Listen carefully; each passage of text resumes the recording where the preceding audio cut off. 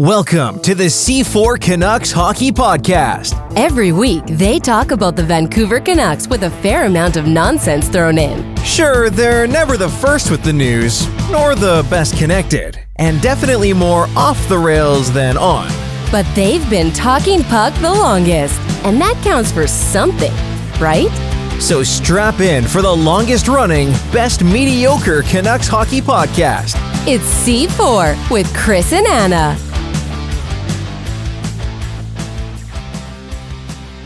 Hey, Anna. We're joined by Craig. Once again, by our friend Craig. So, if you listen to the last episode, you know that Craig is the robot chat recording device that Anna and I use to capture the episodes. What you don't know about Craig is a weasel. Yeah, and not a weasel in the way that Brad Marchand's a rat, not a weasel, but Well, that's the name I was going to go with, but I also agree. He's a rat, not a weasel.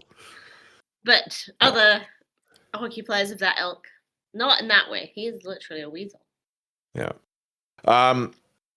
Vancouver Canucks preseason is pretty much come to a close. Regular season is pretty much underway in a few days.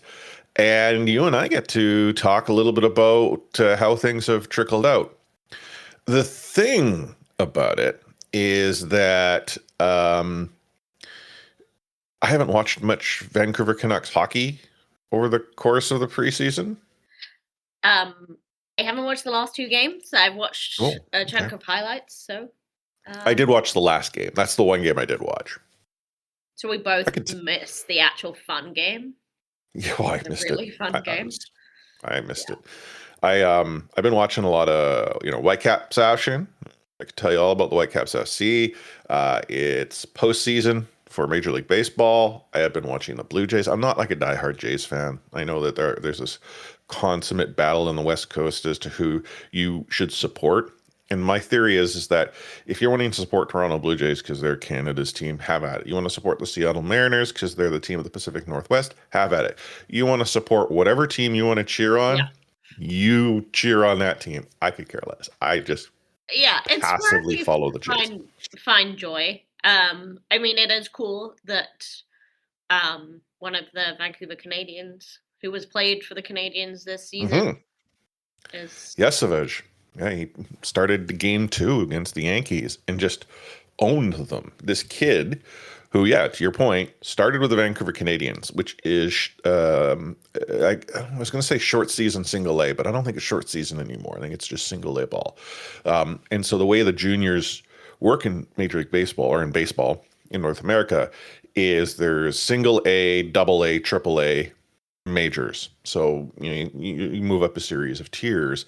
And he started off with the single A team, worked his way up to the double A, was with the triple A team, Buffalo, got called up at the end of the season to play for the Jays and got put on the postseason roster and just had such a dominant performance. Set a Blue Jays postseason record with 11 strikeouts. crazy. So there you go. Young kid, got a future. One of our own, in a way.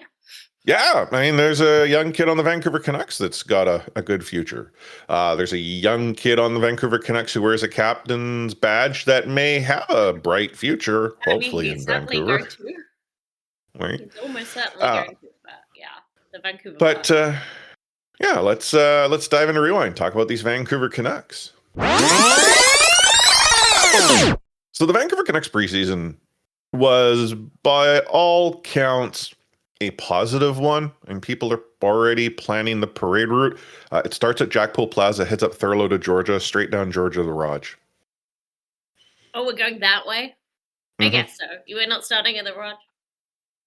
No. You gotta end up at the Raj. You don't want to loop around though? Okay. Though, I know that you would go to the Raj, but is the Raj large enough? Should they instead move over to BC Place, which can house a significantly number more people? So, I mean, you would then have to turn maybe at Beatty. Yeah. Right? Well, something like that. I think you'd have to do that. I mean, let's say it's been a largely positive experience. Maybe if you're not called Niels Hoglander. Oh, yeah, that's true. So Niels Hoglander's.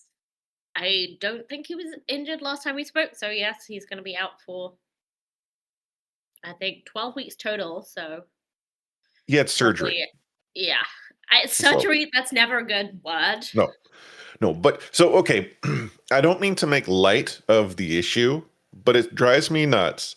The kid got injured in the preseason, had to have surgery to repair whatever this lower body injury happened to be, and they're calling it a lower body injury. It's not even it's not even the regular season. It's Oh yeah, preseason, and they're one word short of calling it a body injury. yeah. I mean, when it sounds like he had surgery on his lower body, it's just like what they just removed the bottom half. Yeah, I would. that was the problem. They had to replace it. They put on It. a spare that they had, in the parking lot or something like that. I literally ran into this kind of just bizarre thing this afternoon. I had a fantasy hockey draft and trying to read injury reports for hockey players, whether you should draft them or not. And then I switched between that and the Arsenal news that Martin Odegaard, the Arsenal captain, has been injured. And they Hmm. literally are like telling you the specific bone that he is injured. And everyone's saying, well, we don't know if it's minor, it's one. And if it's major, it's four. So 4 weeks. So they won't tell us. And like hockey, they won't even tell you what body part. Like No, it's general region. yeah, and that is an adventurous, uh, comment to make, that it is lower, not upper or somewhere within the body. But yeah, Hoglander is out. He was, he had a good camp. Coaches were pretty high on him. And then in the limited action that he had, looked like he was going to play better than he had in the doghouse last season.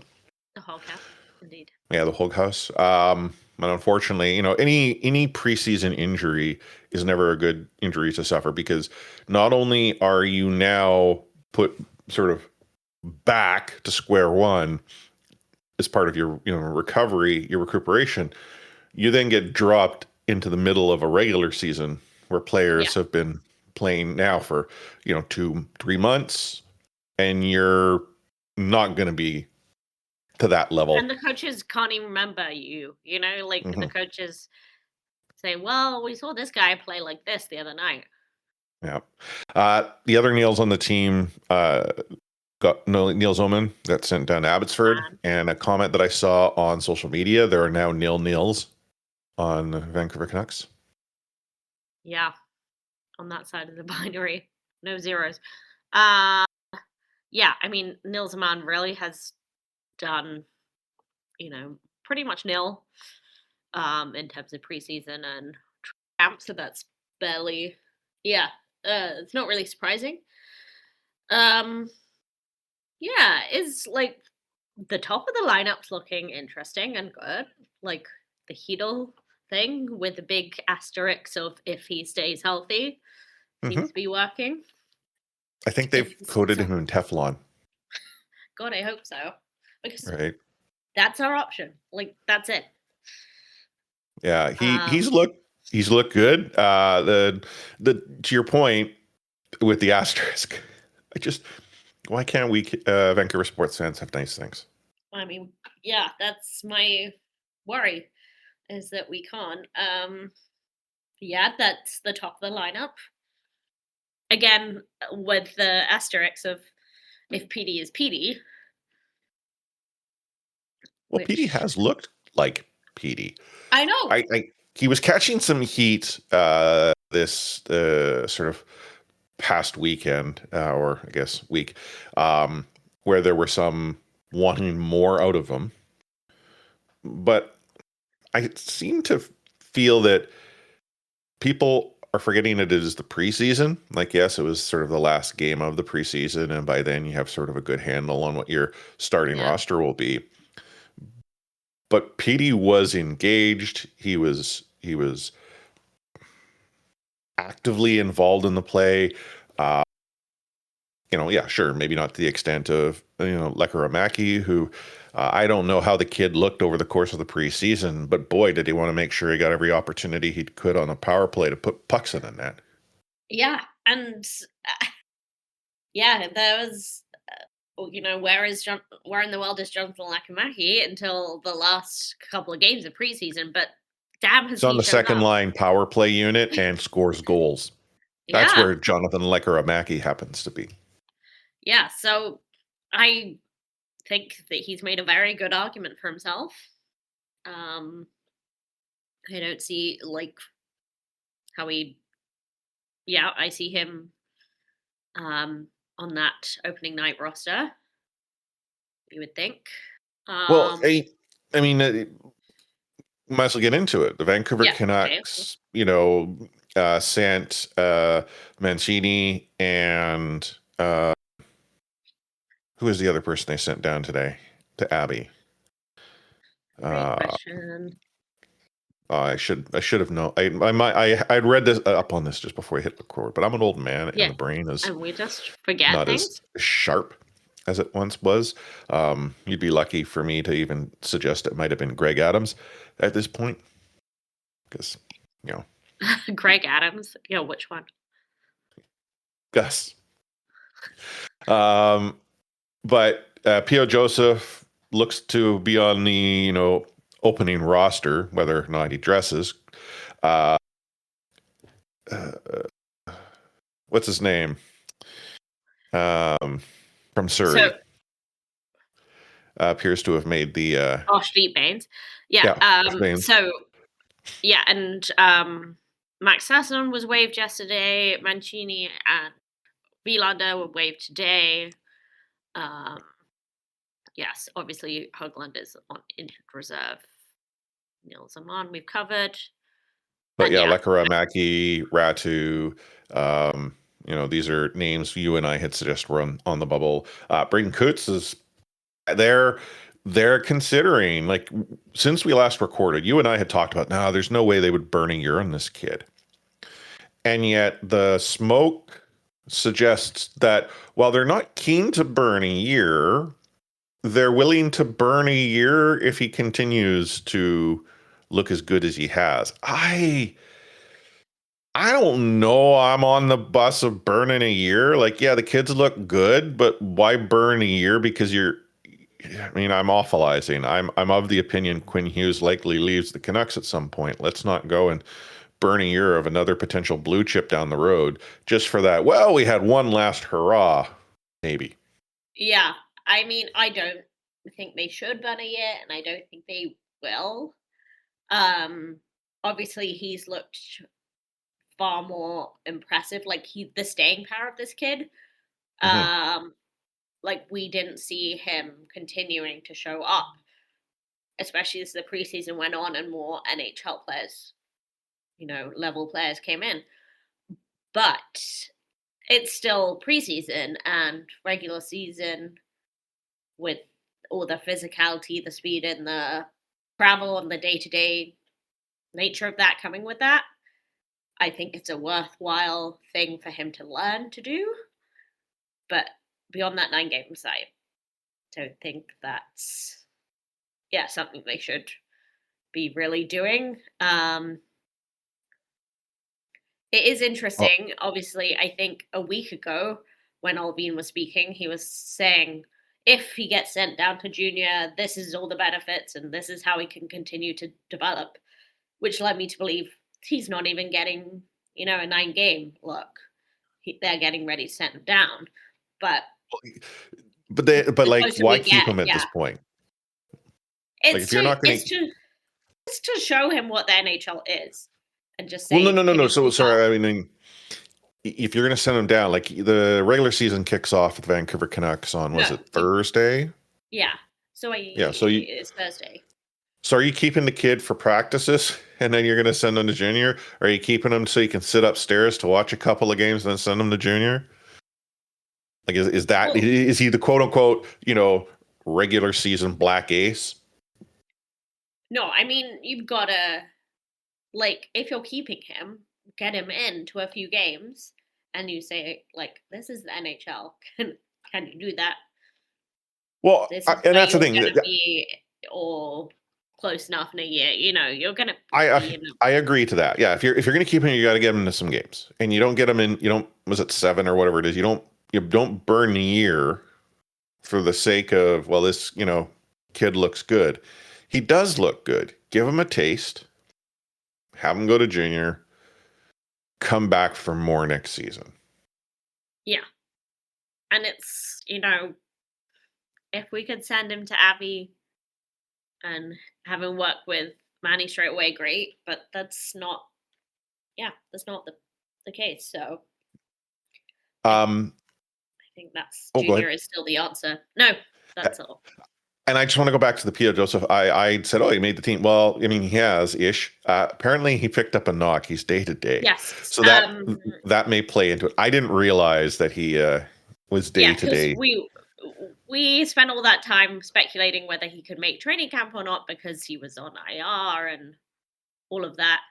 He looked fine in training camp, and we thought, oh, that's great. And like getting into games, even I thought he was playing well.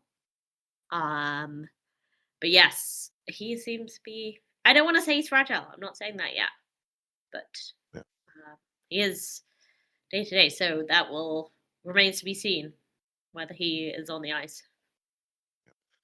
So, where does it leave the Vancouver Canucks? Well, we already knew our goaltending situation was going to be Demko and Lankinen. Demko looked good. It certainly looked, at least to the one game that I watched, that he had figured out the popsicle stick muscle and had maybe not become his old self, but looked like a reasonable facsimile of his old self. Sure. Yeah, I mean, there's nothing to suggest on the negative side that he has any lingering issues. But once again, big asterisk. Yeah. We don't know what happens when season starts. I'm going to ask you again. Have you heard what the third goaltender is yet? Like, are they keeping... They wouldn't keep Tolopilo upstairs, would they? Like, they can't. Like, Tolopilo needs a full season as Abbotsford starter. He's earned that. Yeah, now that who's the goaltender you keep up top? I mean, it does. I'm not saying it doesn't. I saw DiPietro had been waived. Like, do you bring, DiPietro back to sit upstairs like he did during COVID? I'm not saying it doesn't matter, but kid. Like, you're really looking for a guy that you probably won't ever need, a practice goalie that you probably and are hoping to never need. Yeah. So I don't think they want. Yeah, they're not carrying it. Like, well, no, I'm not suggesting. But that's the thing is, level or an AHL level. I'm still curious, and I mean, I've tried to look up what the answer is, and if either asked the wrong questions using the power of Google, or no one seems to be as interested in it as I am. But who is the team's personal e-bug? The defensive sort of group. It's unchanged now that Villander is off to Abbey. DPD, Forbort, Myers, Pedersen, Ronak, Hughes, and Joseph, presuming he at some point is healthy. So they're going to have the 7 defensemen. The forwards, however, little muddier. Not so much on the top 2, arguably maybe not on the third line, but who sort of works their way into the fourth line, and who is that third line center, begs the question. I mean, you have to think we're going Blueguard as third line at this point. I know we've discussed over and over what good he could be at fourth line center in terms of their expectations and the play style of that role, but realistically, that's like on that roster. Do you see like someone that's stronger? Like, it's well, okay. I mean, so, but think of the position. So we know that PD is your number 1 center. Hedl is your number 2. Yes. The Vancouver Canucks then have Blueger, Coots, kind of Carlson Carlson. and Ratu as your centers. Like Carlson, I don't know if they throw him in on this as a center, unless they were to deploy like fourth line. But so you have what, 4 players who are center icemen, for 2 spots. This is where Coots gets action. So if Coots gets action, he's fourth line center. And if he gets action, I guess Ratu and Carlson get to watch. Maybe Carlson gets to play on the wing. I kind of wonder, are we going to see a fourth line that isn't your prototypical sort of, eat up the minutes, but instead, 3 kids having the time of their lives? Yeah, I mean, Ratu obviously, he did score against Calgary, but who didn't score against Calgary? I scored against Calgary in that game. But I don't think he showed up in the way they were hoping. No. And he's not even showing up at the face-off dot in the way they're hoping. I believe those numbers have slightly improved over the last preseason game, but so is your yeah. fourth line Arsh Baines, Lekkerimaki, and Brendan Coots? Like, is it, I don't. Hey, 3 kids have fun. Arsh is out there as the vet, having had some NHL action and considerable NHL action last season. Lekkerimaki, who has had a couple shots of water at the NHL, and Braden Coots is there to soak it all up. Yeah, I don't see that. I feel like even Braden Coots is there, which we would hope he is. I don't know if he makes. I mean, what a moment for the kid, but I don't know if he makes opening night roster. Like, Carlson's pretty dependable in limited minutes. Mm-hmm. I don't know. So then, Like, so obviously, Braden gets game 1 upstairs, and then he goes on the road and gets action. Like, if you're going to give him action, right? They kick things off with a home game, then they're on the road in Edmonton. They're coming back for a home game against the Blues, and then a big road trip. And in the course of those games, 7 is the Pittsburgh game. So on the road. So if you're going to have Coots play, I think you play him at home. Would you play him with a home opener, or do you play him against the Blues? Because they're your 2 choices. I realize that. It's hard because, I'm not going to contradict myself. Like, I think if you keep him, you put him in a game. But I can't help looking at that roster and thinking, we know the top 2 lines pretty much. Do you play him in Chicago just to show Connor Bedard who he gets to play with when he comes to Vancouver? Exactly. Comes home? Yeah. And just to tease him that we don't need him. We've got Whatever, we need him.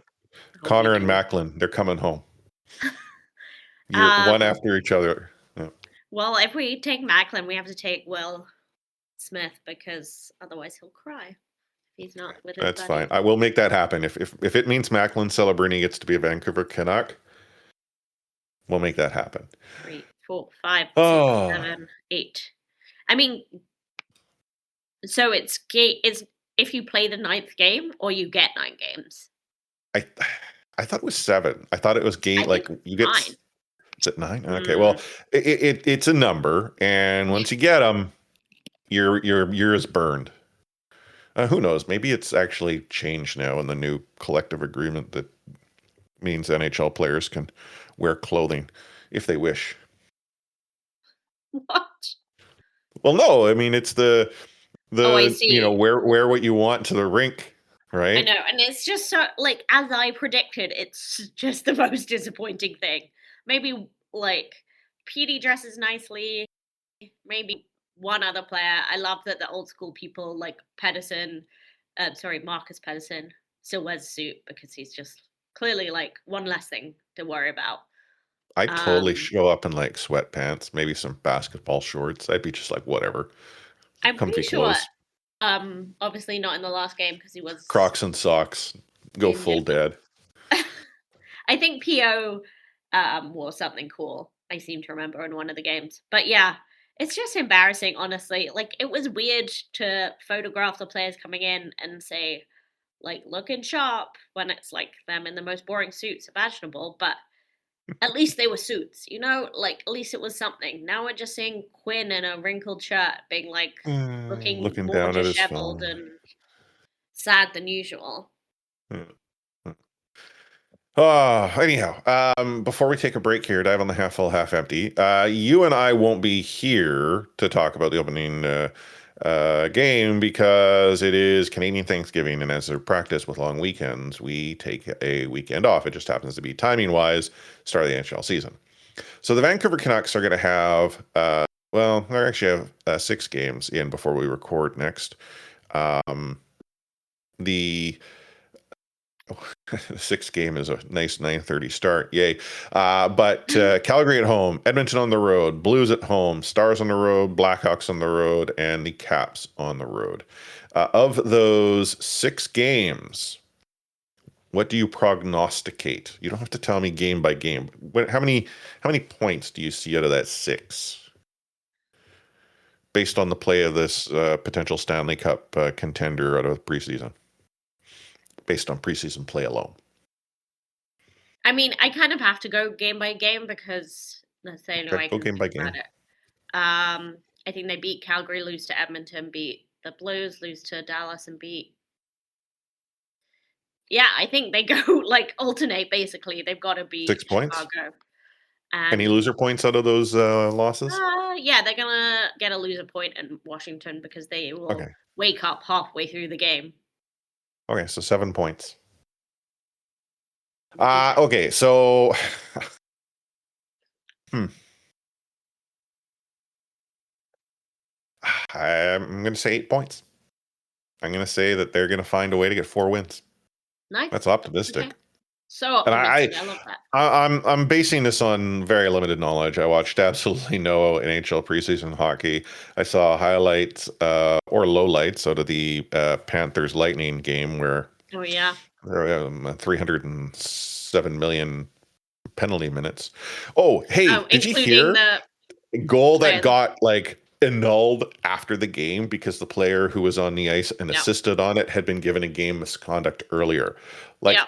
we're not talking like we mixed up a Henrik and Daniel situation. We're quite literally the guy's not supposed to be in the game and no one had figured that one out. I know, like the officials still in preseason, but in all fairness, they did have a lot on. But yeah, Oh, it was somewhat ridiculous. I think there was a picture I saw where like Tampa had like 4 players on the bench and one of them was a Yeah, goaltender. and 6 in the box. Yeah. And that was them being misconduct. Yeah, Oh. it was well. And just to follow up, it is you can't play 9 games. If you play a 10th, you burn the year. All right. Okay. So 9 games, and that still bodes to be a problem because there's only so many games to play. Anyhow, whatever. Yeah. I'm very technical. Yeah. You're What a good summary. Yeah, you're listening to the C4 Canucks Hockey Podcast, brought to you by Anna, Chris, and Craig. Take hitting out of the game. You can't hit anymore, so don't do it. The unsportsmanlike conduct, I want to get an explanation on it. No kidding. Because how do you get suspended for unsportsmanlike conduct? Plus interference. There's no interference there. He had the puck.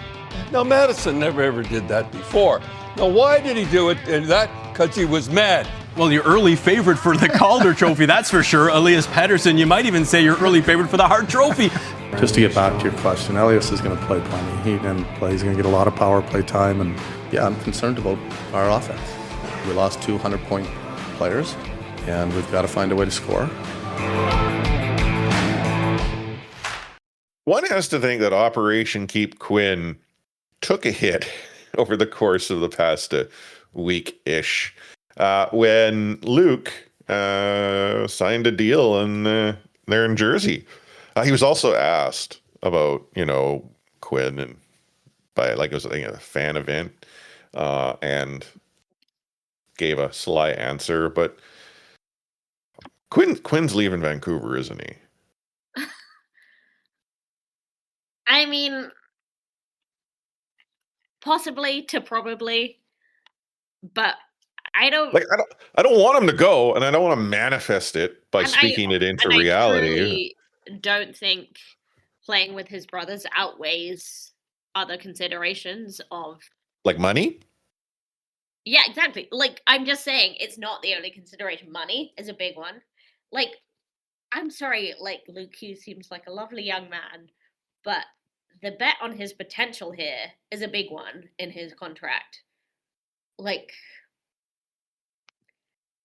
they always like we have talked about many times before. Like even if you're Connor McDavid, if you receive a long-term deal, you're paying for the beginning of the deal, not the end. You pay for the level of play at the start. But Yeah. I feel like they're paying for the level of play at the end of this deal. Like he's not a $9 million player.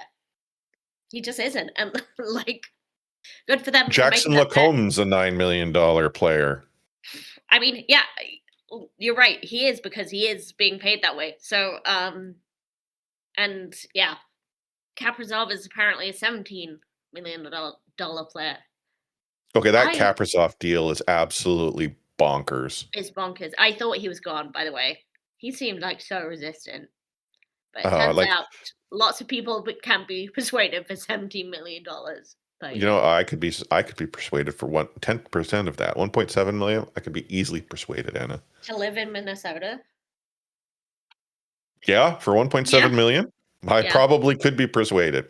Now, 10% of that, I could be persuaded here in Vancouver. If I was given $170,000, I could be persuaded just to exist where I already do. But the fact of the matter remains, the Kaprizov deal is absolutely bonkers. But if Kaprizov can get 17 million, I don't know how the Vancouver Canucks can afford to ever pay Quinn Hughes again. Yeah. And obviously, you cannot be paid, like, you cannot sign that deal in a year's time. Quinn cannot sign anything beyond 7, but if he stays, he's not signing 7, surely. Mm-mm. And looking and let's not forget, just one province over, they have a big deal to make themselves. Do you think Connor gets 20 if he stays? He must.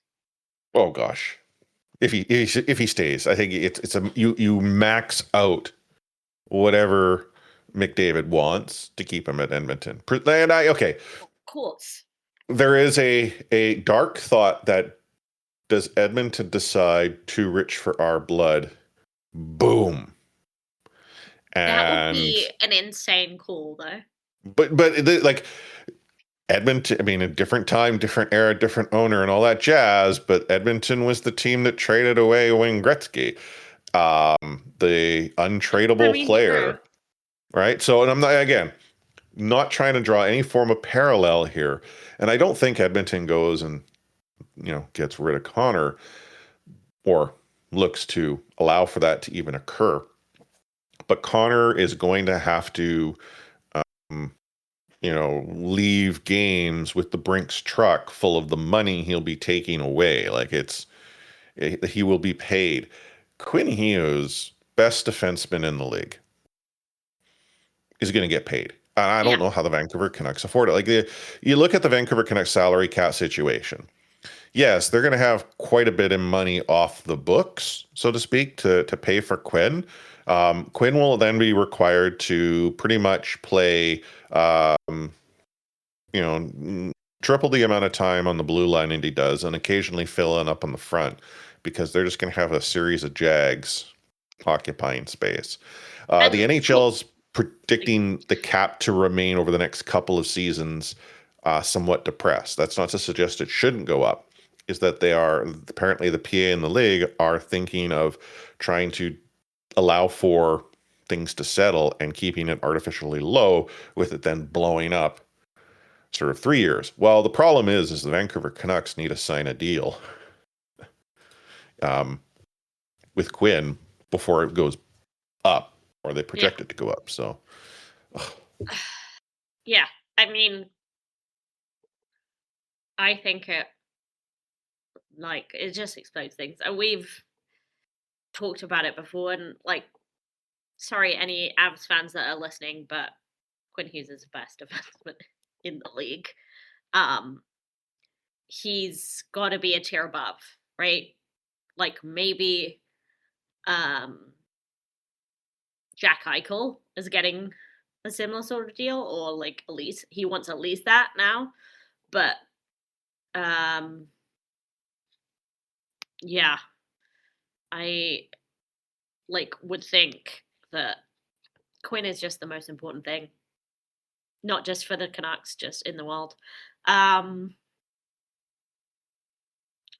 It gets really tricky because it's like you got to back up the money truck, like you said, but Quinn's not going to stay for a terrible team. Well, so you have a combination of the potential of a terrible team. I don't know if the Vancouver Canucks are going to be a terrible team long term. Like, I'm not sort of subscribing to that theory. They could make themselves a terrible team. We've seen that happen. Every time during the dark era of the Jim Benning front office. Oh, we're just around that corner where they're going to have cap flexibility. Oh, you mean we went and decided to give all that cap flexibility up by having a player we're going to buy out in a year or two? Cool. I don't know if this front office would necessarily pull the trigger on those types of deals, but friend of the show, Patrick Johnston, was sharing that some of the sources that he's talked to, his front office is on a very short leash. Ownership has decided that they want action. Like, if ownership were to actually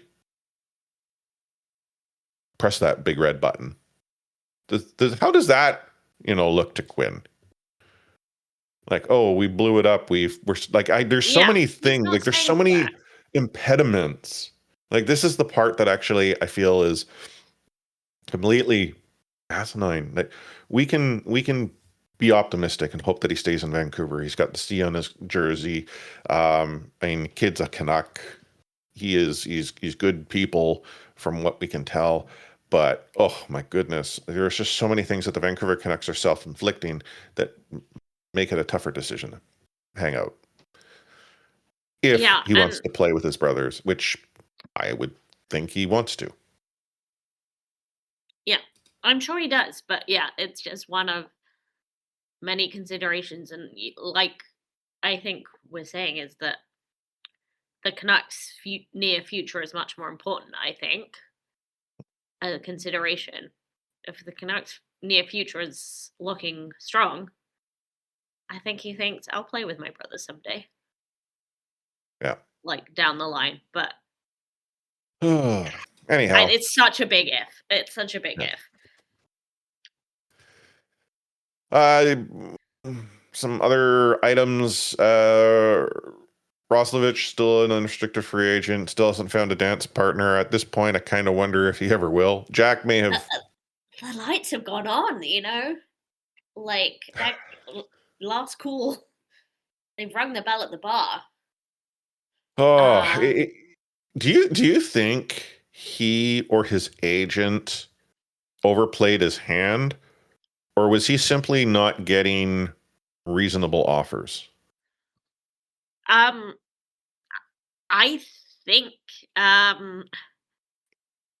they scored 22 goals last season. Yeah, I think they have overplayed it a bit. I love that the latest story has no interest in joining the Edmonton Oilers.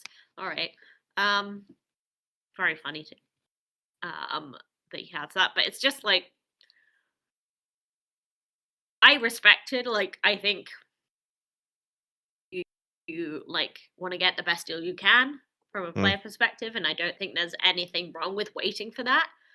But we're pretty late on in the day here. And you wonder if, people have got their opening night rosters and everyone seems to be doing okay, right? You kind of think, I don't think there's anyone panicking. Whereas if you're in camp when there's half the players aren't even warmed up yet, and you might think, the roster's looking a little thin here. He is at the stage where he likely needs to accept a 1-year deal that gets offered to him by a team who sees a need. for Yeah, the brief totally. amount of time. Like it'll be a 1-year show me deal. Like you, and there was some thought that the Vancouver Canucks might revisit, especially with Hoaglander's injury. But that was more of a news article than any real tangible intention from the all appearances. So, and that's not to suggest that Vancouver would be the only team, but then you look at sort of what other teams are out there with the cap space to bring the guy in that you'd want to sort of have a show me contract with, and not a whole lot of them. And Right, like you're like you're if he taking some significant discount to play for yeah, a contender. and Not to if say the he's Canucks are a contender; they're the Stanley Cup no, contender. if Clear as day. if he said to his agent, "Look, I will take a cheap deal for 1 year if I can't, but I don't want any of the deals you've offered me. So I'd rather take a cheap deal for 1 year and get paid less, and then prove myself and get more a deal along the lines." But like, I hope he's very aware that that's going to be Yeah. not just an option, the likely option. Yeah, I'm just looking at here at the cap situation. So you've got the Golden Knights, Panthers, and Devils are well over the cap right now. That'll obviously get sorted out through IR and player movement. Edmonton Oilers are cap compliant by $1,000, based on what's on Puckpedia.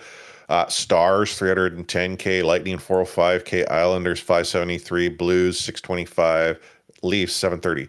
So you on a league minimum, those teams are out of the question. They'd actually have to move things around to make that work.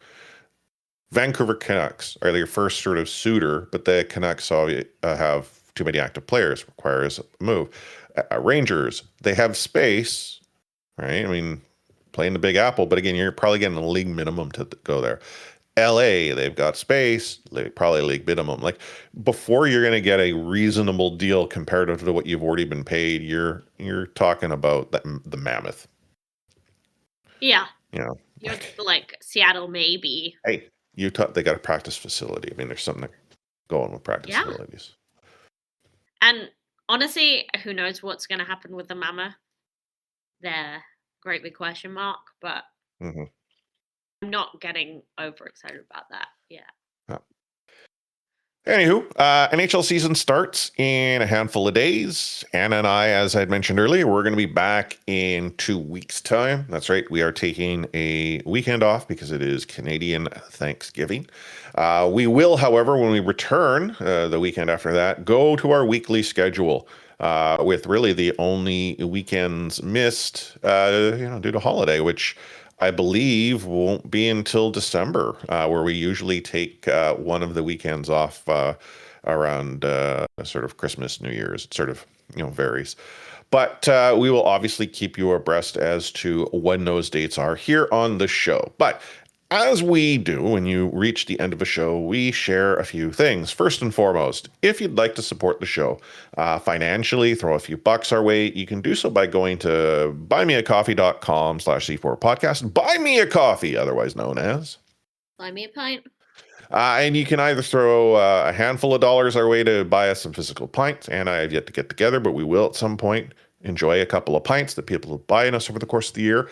Or alternatively, you can support us on a monthly recurring basis or annually. Annually is like $50 a year. And you'll get access to C4 Off the Rails when we record them. We won't be, unfortunately, recording one tonight. We didn't record one this weekend, but once the regular season starts, we'll be back in the full swing. I will publish the back catalog of the episodes from the summer that were recorded on our previous provider. Lots going on there. And anything else that we can think of. Now that we're using Craig to record, we're actually recording in C4 Discord, Discord.io/C4 podcast. And one of the cool things is we could have the potential that you could listen into the show live as a supporter. I mean, obviously, there's some logistics that have to work out, but that functionality exists. So we might be able to explore that opportunity. So again, any cool stuff, those who support our show are the ones who will get access. Anna, any final words of wisdom for our listeners this week? If you go to a Norwegian wedding, just beware, because you'll go out to the washroom and you'll come back and three or four men have their shirts off. That's a bad thing? Not necessarily. It's just beware.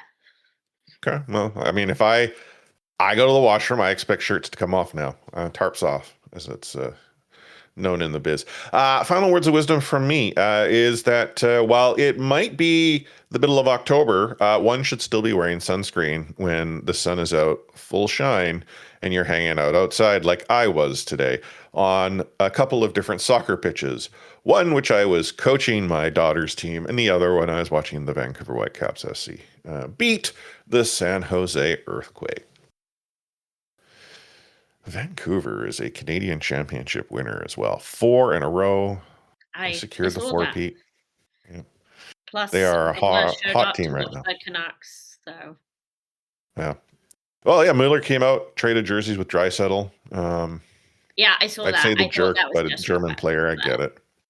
Yeah. Well, what German players do the Vancouver Canucks have? No, we don't. Bluger? Is Bluger German? No. What's Bluger? Latvian. Latvian. Oh, okay. So actually, that was a really disrespectful thing you said. I'm a horrible person. I am.